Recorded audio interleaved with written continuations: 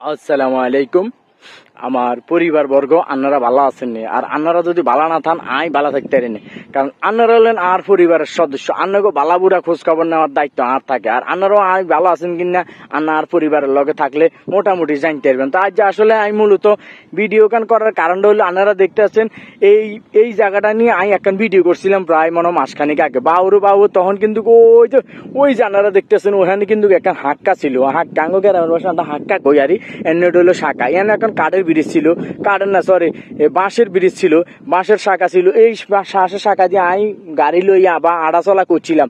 আর অনন দেখছি ওখানে কোনো শাখা নাই, কারণ হলো কি এই যে নদীর যে স্রোত, এই নদীর স্রোত ওই শাখা খান একটা ফুট করে ভেঙে গেছিল। আর মাঝখানে একটা জ্বর হয়েছিল, জ্বরের লগে হাক্কা খান একটা পুরো ভেঙে তুসমস হয়ে গেছে। বাবু হাক্কা খান তুসমস হওয়ার পর ওই এলাকার মানুষের ভোগান্তি এমন এক অবস্থা হয়েছে। তো যাক, মোটামুটি এখন মানুষ আর কি করবো, আর এই বর্ষাকালে আর মানুষ আর ওই শাখাটা দেয়নি। এখন তারা মোটামুটি ভোট দিয়া মোটামুটি এই পার থেকে ওই পারে যাইতে হয়, কিছু করার নাই। বেটা এখন করুণ অবস্থা। ওই দেখছি তারা কিন্তু দাঁড়াই রয়েছে, যখন এখান থেকে ভোট যাবো তখন তারা আবার এই ভোটে উঠবো। এই হলো অবস্থা। আর আপনারা তো দেখতে পাচ্ছেন এই সাইডে হলো আপনার গোপালবাড়ি এলাকা।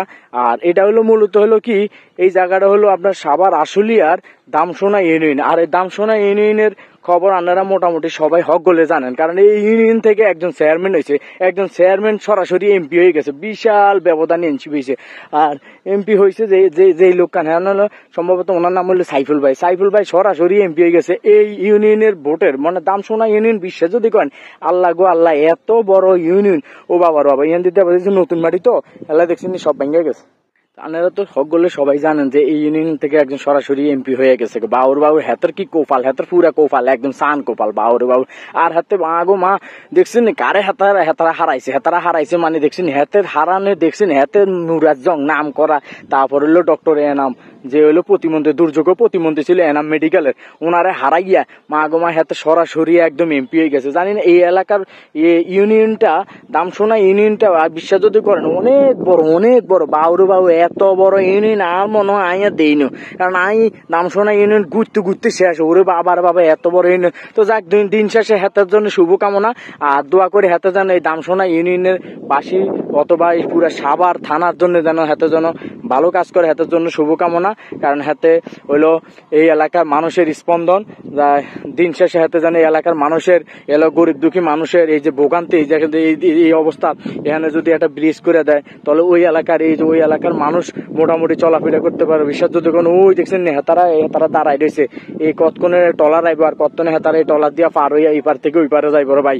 এখন হেতা করলাইও আসলে কষ্ট লাগে। তো দিন শেষে সবার জন্য শুভকামনা, সবাই যেন ভালো থাকে সুস্থ থাকে। আর দেখছেন এই এলাকার মা গো এত সুন্দর। আর আপনারা বিশ্বাস যদি ঘুরার জন্য আপনারা প্লেস খুঁজেন, আপনারা এনে আসেন, পরিবার নিয়ে আসেন। এত সুন্দর জায়গা, ওই ব্রিজ আছে, ব্রিজের উপর আপনি বসে আড্ডা দিতে পারেন। আর ওরে আল্লাহ বিশ্বাস যদি করেন এত বাতাস কান আসলে মনে হয় প্রাণটা একদম জুড়ে জায়গা। বিশ্বাস যদি করেন এত সুন্দর বাতাস এই জায়গায় দাঁড়াইলে। আন্না ভাই কক্সবাজার যেতেন আন্না ট্যা আছে ভাই, আর যাকো ভাই ট্যা নাই হেরা ভাই।